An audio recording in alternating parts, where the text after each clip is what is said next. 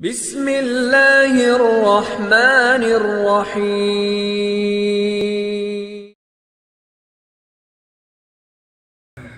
مسجدوں میں دنیا کی بات نہ کیجیے۔ عن الحسن مرسلا، یہ تو شاید پڑھ بھی لیا تھا۔ قال قال رسول اللہ صلی اللہ علیہ وسلم یأتی علی الناس زمان یکون حدیثهم فی مساجدهم فی دنیاهم فلا تجالسوهم فلیس للہ فیہم حاجہ، رواہ البیہقی۔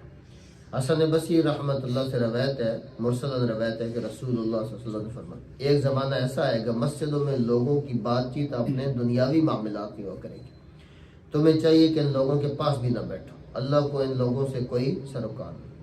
تشریح: مسجد چونکہ خانہ خدا ہے، اس لیے اس کے ادب کا یہ بھی تقاضا ہے کہ اس میں ایسی باتیں نہ کی جائیں جن کا اللہ کی رضا طلبی سے اور دین سے کوئی تعلق نہ ہو۔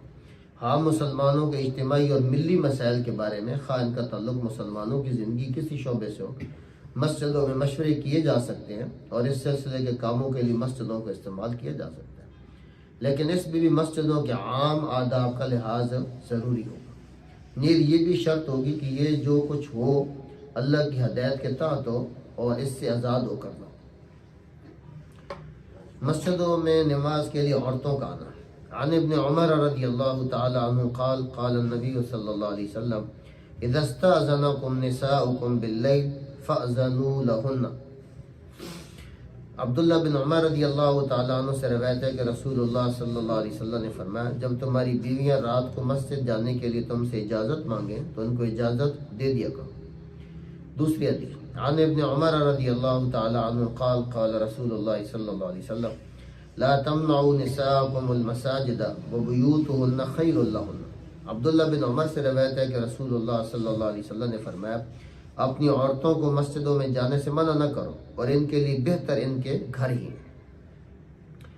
تشریح: رسول اللہ صلی اللہ علیہ وسلم کی حیات طیبہ میں جبکہ مسجد نبوی میں پانچوں وقت کی نماز بنفس نفیس آپ خود پڑھاتے تھے، تو آپ کی طرف سے بار بار اس کی وضاحت کے باوجود کہ عورتوں کے لیے اپنے گھروں ہی میں نماز پڑھنا افضل اور زیادہ ثواب کا باعث ہے، بہت سی نیک بخت عورتوں کو یہ خواہش ہوتی تھی کہ وہ کم از کم رات کی نمازوں میں یعنی عشاء اور فجر میں مسجد میں جا کر حضور کے پیچھے نماز پڑھا کریں، لیکن بعض لوگ اپنی بیویوں کو اس کی اجازت نہیں دیتے تھے، اور ان کی یہ اجازت نہ دینا کسی فتنے کے اندیشے سے یا کسی بدگمانی کی وجہ سے نہ تھا، کیونکہ اس وقت کا پورا اسلامی معاشرہ اس لحاظ سے ہر طرح قابل اطمینان تھا، بلکہ غیر شرعی قسم کی غیرت اس کی بنیاد تھی، غیرت کی وجہ سے، لیکن غیر شرعی قسم کی، جیسے یہاں بھی غیرتیں غیر شرعی، کوئی بہن بیٹی خود نکاح کر لے تو مار دیتے ہیں، یہ تو سزا نہیں قتل کا، یہ غیر شرعی غیرت ہے، ہمارے اس معاشرے میں ہے۔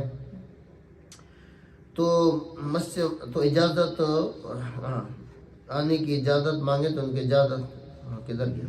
ایک غیر شرعی قسم کی غیرت اس کی بنیاد ہے، اس لیے رسول اللہ صلی اللہ علیہ وسلم نے ارشاد فرمایا کہ عورتیں اگر رات کی نمازوں میں مسجد میں آنے کی اجازت مانگے تو ان کو اجازت دے دینا چاہیے، لیکن خود عورتوں کو آپ برابر یہی سمجھاتے رہے کہ بیویوں تمہارے لیے زیادہ بہتر اپنے گھروں ہی میں نماز پڑھنا ہے، جیسا کہ آگے درج ہونے والی حدیث سے اور زیادہ واضح ہے، اس کو بھی پڑھ لیتے ہیں۔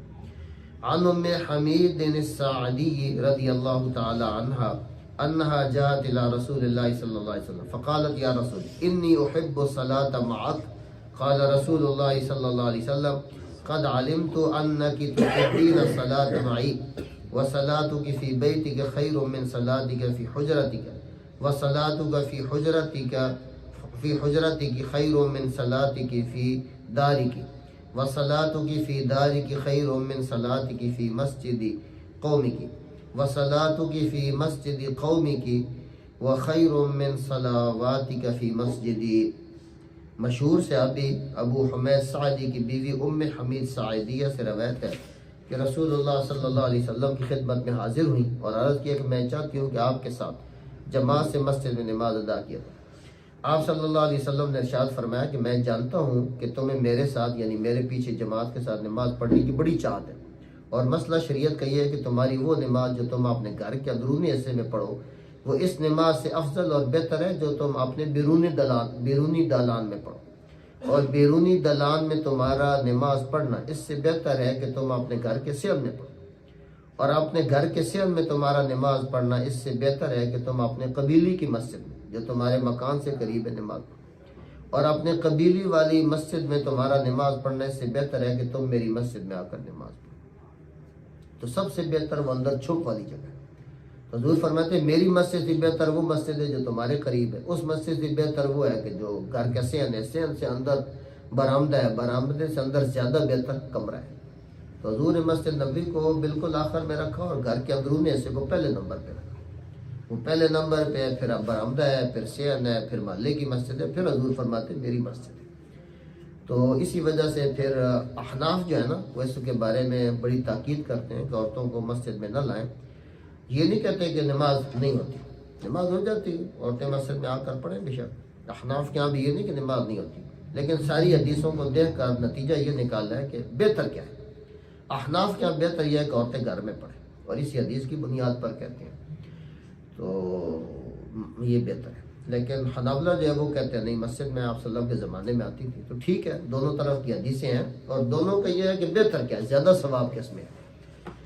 تو احناف کے یہاں بھی اگر کوئی مسجد میں جا کر پڑھتی ہے تو ٹھیک ہے، حنابلہ کے یہاں بھی اگر کوئی مسجد میں نہیں آتی، گھر میں پڑھتی نماز ہو جائے۔ مردوں کی بھی ہو جاتی ہے، عورتوں کی کیوں نہیں ہو جاتی؟ مرد بھی اگر گھر میں پڑھے نماز ہو جائے، لیکن مردوں کے لیے افضل مسجد ہے اور عورتوں کے لیے افضل جو ہے وہ گھر ہے، گھر میں زیادہ بہتر ہے۔ عن عائشہ رضی اللہ تعالی عنہ، حضرت عائشہ صدیقہ سے روایت ہے کہ انہوں نے فرمایا کہ اگر رسول اللہ صلی اللہ علیہ وسلم ان باتوں کو دیکھتے، یہ بخاری کی حدیث ہے، جو عورتوں نے اپنی زندگی میں اب پیدا کر لی ہے، تو آپ خود ان کو مسجدوں میں جانے سے منع فرما دیتے، جس طرح کی اسی قسم کی باتوں کی وجہ سے بنی اسرائیل کی عورتوں کو ان کی عبادت گاہوں میں جانے سے اگلے پیغمبروں کے زمانے میں روک دیا گیا تھا۔ یہ بخاری کی حدیث ہے، بخاری اور مسلم کی۔